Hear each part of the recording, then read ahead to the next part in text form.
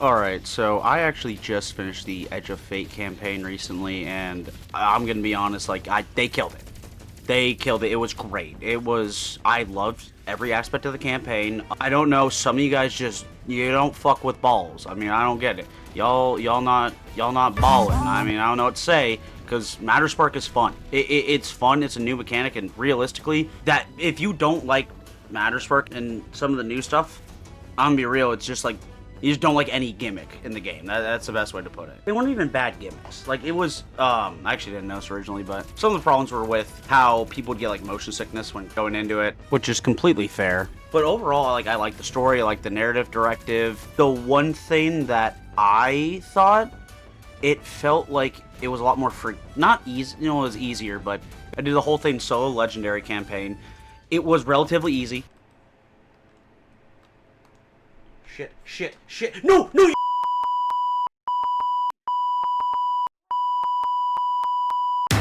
I felt like with how my gear was and everything, I should have been getting curb stomped, and I wasn't, and it was surprising. But yeah, I mean, that's the best way to put it. I mean, you know, it was pretty easy. That's not to take away from the fact that there were hard parts in the campaign. I think there's just some more challenging parts where it kind of required you to, you know, play a bit smarter, as we saw I didn't.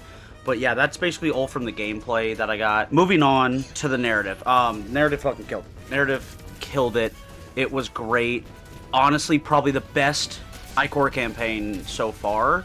She was really good in Final Shape, and she's been getting really good. Like, I've liked everything with Ikora recently, but this just was fucking amazing. So I watched a video earlier from Raffle Waffles. He's just getting into Destiny, but he said that he even saw the difference in Ikora from previous seasons to this one. I'm glad, because I thought it was obvious too, and I just think she had a great character arc. It was really cool learning about some of the things. I'm not going to go into detail, but it was really cool learning about some things about her. It was cool learning about, like, what the 9 actually are. I'll get on that in a second, because that's, like, something that I really wanted to know. Lodi, great character. The Ionians, yeah, they didn't, like, speak English, but they had a lot of personality to them, realistically. And I kind of liked where they went, where it was, like, basically, imagine a bunch of scientists get together and start up a colony. Like, that's what it is. And that's cool as fuck. I like the idea. I also am in love with the idea of fate, as in, I don't think that fate exists. I don't think you're fated to do things. I think you have free will, and that really just, I love this story and how it does that. I love how they are taking a look at that. I love how we're just trying to fight fate, basically. That it's just a storyline that I love a lot. And it's an idea that I love a lot. That's the main thing. It's not a storyline, it's an idea. I also really like how they did the dialogue with the story, where they had the dialogue boxes with the Ionians. You had the one Elixir that had dialogue box. It was pretty cool. They're using it now, like in the exotic mission.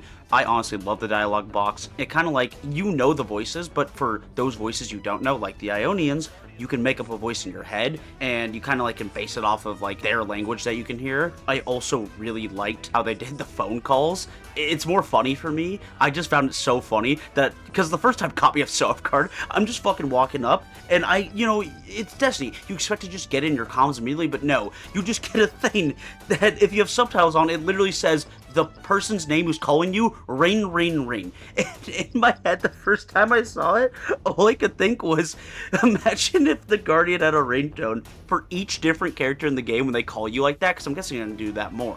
And I hope they do it more. And every time they do it, the ringtone is actually just said person or entity actually saying, ring, ring, ring. Either that, or you can have something like this.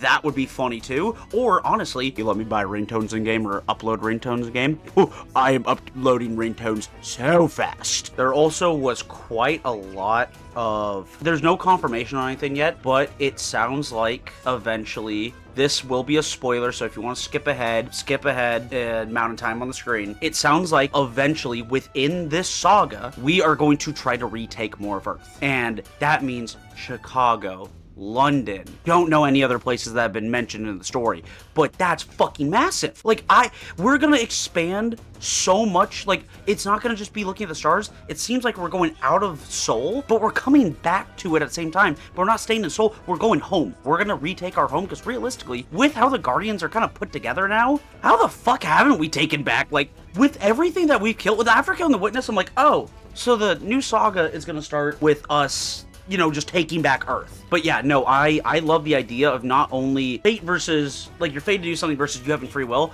I just like the idea that during the saga, one of the main side stories is going to be us taking back Earth. I fucking love that. I love the idea of that, and I hope we do, because then we get to see what happened in Chicago, happened in London, two of huge places in lore. Literally, one of the cinematics is of the Siege of London, where the Elixni, you know, went in and basically murdered everyone. Like, I am just so excited for that. But overall, every character did great. I liked Auron mainly because I liked how Auron was, like, really awkward with her dialogue. You know, she doesn't know how to speak in our... And they said that. I love that.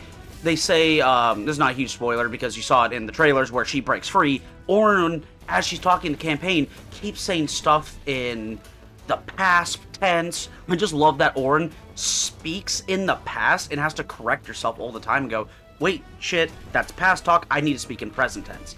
That was really cool. It's a really nice flavor. I like that. It was, learning about the 9 also, in general, fucking cool as hell. I am so glad we got to actually learn about the 9. The 9 have been, like, kind of just there. I mean, we did Prophecy. That was, that was huge. And then now we're like, all right, well, we'll see you later. And that later came, you know, a couple years later. Basically, we did nothing with them. Now we've heard all of their voices now. Now we know what the 9 sounds like, what they talk like. That was really cool. I like that a lot. Kepler as a destination.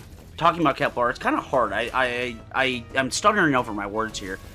It felt a bit more railroaded than they were saying it was going to be. It didn't feel completely like railroaded. You can kind of do whatever you want there, and you can do stuff at different points. Really like the side quest. That is really cool. It adds a lot of lore and story into the game that I do not have to fucking look up myself. Beautiful. But at the same time, looking at that stuff, it felt like I kind of went point A, B, C, D, and then to the final boss, instead of going D, A, B, C, final boss. That's kind of how it felt. But at the same time, it didn't feel like totally railroad. I could have done it B, A, C, D is what it felt like, basically. I chose A, B, C, D. It's whatever. Overall, like, it's not terrible. I don't mind it at all. But Kepler as a destination is very fun. There's a lot of secrets there. I'm still finding a lot, and I can't wait to explore more. I think the way that I can end this, you know, it's not a long conversation. We're not going into hours and hours of detail here.